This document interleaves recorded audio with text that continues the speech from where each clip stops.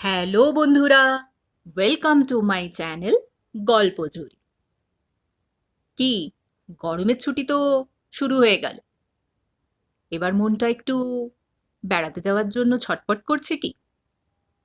তা আমাদের বাঙালিরা ছুটি পড়ার সাথে সাথেই একটা ঘুরতে যাওয়ার প্রোগ্রাম তো করেই থাকে।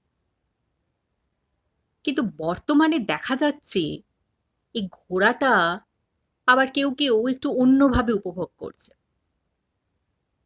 কোনো কোনো ব্যক্তি, সে পুরুষ বা মহিলা যেই হোক না কেন, মাঝে মাঝে বেরিয়ে পড়ছেন সোলো ট্রিপে। সোলো ট্রিপ মানে সেই ঘুরতে যাওয়াতে তিনি একাই তার সঙ্গী, তা মন্দ নয়।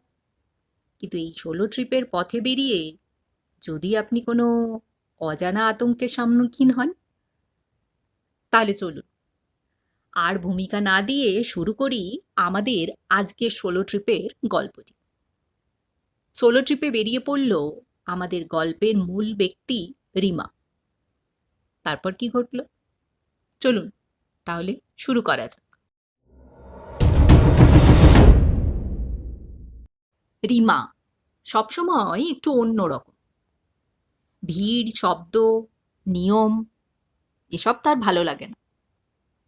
তাই হঠাৎ করেই সে ঠিক করলো একটা সোলো ট্রিপ করবে। জায়গাটা বেছে নিল পাহাড়ের কোলে একটা ছোট, প্রায় ভুলে যাওয়া গ্রাম। গ্রামটির নাম চিরনির্জন। কি অদ্ভুত না নামটা! লোকাল ট্রেনে বসে পড়ল রিমা। তারপর বাস, শেষে একটা ভাঙা চোরা জিপে করে পৌঁছলো সে চিরনির্জন গ্রামে। জায়গাটা এমনিতে সুন্দর, কিন্তু অদ্ভুতভাবে চুপচাপ। পাখির ডাকও যেন খুব কম। হোমস্টের মালিক একজন বৃদ্ধ। তিনি তাকে ঘর দেখাতে গিয়ে বললেন, রাত নামার পর বাইরে বেরোবেন না। এখানে সবকিছু সব সময় ঠিক থাকে না। রিমা কথাটা শুনে হেসে উড়িয়ে দিল। এরপর কি ঘটল তা বলার আগে চলুন আপনাদের এই রিমার অতীতের একটি ঘটনা আগে জানিয়ে রাখি। রিমা শুধু ভ্রমণ করতে বেরোয়নি, এক প্রকার পালাচ্ছিল। ১.৫ বছর আগে তার ছোট বোন মীরা হঠাৎ করে নিখোঁজ হয়ে যায়। শেষবার মীরা বলেছিল এক অদ্ভুত কথা। দিদি, আমি মাঝে মাঝে নিজেকে আলাদা মনে করি, যেন আমার আরেকটা আমি আছে।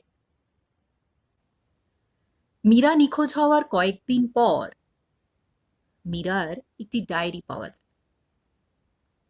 শেষ পাতায় লেখা, সে আমাকে ডাকে আয়নার ভেতর থেকে।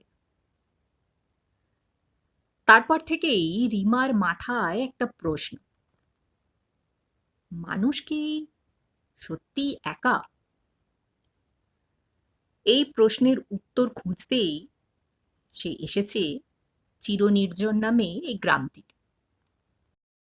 এদিকে চিরনির্জন গ্রামের ইতিহাসও বড়ই অদ্ভুত। গ্রামের পুরনো নাম ছিল চিরশান্তি, কিন্তু প্রায় ৩০ বছর আগে একটা অদ্ভুত ঘটনা ঘটে। একই রাতে গ্রামের ৭ জন মানুষ হঠাৎ করে বদলে যায়। তারা নিজেদের পরিবারকে চিনতে পারত না। আচরণ, কথা বলার ধরন সবকিছু বদলে যায়। কিছুদিন পর তারা সবাই একে একে উধাও হয়ে যায়। তারপর থেকেই গ্রামটার নাম হয় চিরনির্জন। লোকেরা বিশ্বাস করে এই জায়গায় ছায়া মানুষ একই সাথে আছে, যারা আসল মানুষকে ধীরে ধীরে নাকি বদলে দেয়।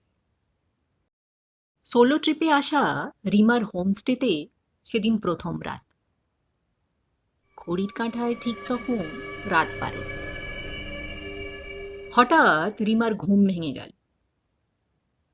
জানলার বাইরে কেউ যেন দাঁড়িয়ে আছে। রিমা ধীরে ধীরে উঠে জানলার পর্দা সরাতেই কেউ সেখানে নেই, কিন্তু কাঁচে নিজের প্রতিবিম্বের পাশে আর একটা মুখ দেখা গেল এক মুহূর্তের জন্য। সে পিছনে তাকালো, দেখলো না, ঘরে তো আর কেউ নেই। দ্বিতীয় দিন রিমা লক্ষ্য করল গ্রামের মানুষ খুব কম কথা বলে। এক বৃদ্ধ শুধু বলল, এখানে যারা একা আসে তারা কখনো সত্যি একা থাকে না। রিমা একটু অস্বস্তি অনুভব করল, কিন্তু নিজেকে বোঝালো সবই কাকতালীয়।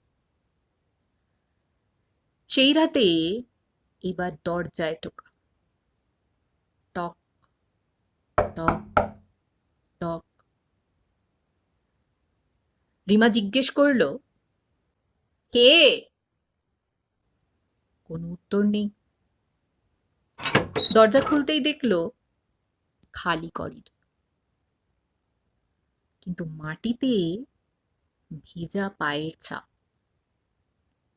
যেন কেউ ভেতরে ঢুকেছে। সে ঘরে ফিরে দেখে তার ব্যাগটা খোলা। তার ভিতরে রাখা ডায়েরির একটা পাতা ছিঁড়ে গেছে। পাতাটায় সে লিখেছিল, আমি একা এসেছি।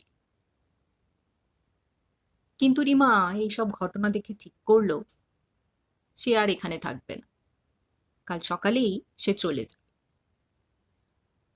কিন্তু সেই রাতে হঠাৎ রিমা আয়নায় যা দেখলো তা তাকে স্থির করে দিল। রিমা আয়নায় কি দেখলো তা জানতে এই গল্পের দ্বিতীয় পর্বটি আপনাদেরকে অবশ্যই শুনতে হবে। আজ তাহলে এই পর্যন্ত। গল্পের প্রথম পর্বটি যদি আপনাদের ভালো লেগে থাকে তাহলে অবশ্যই একটি লাইক করবেন।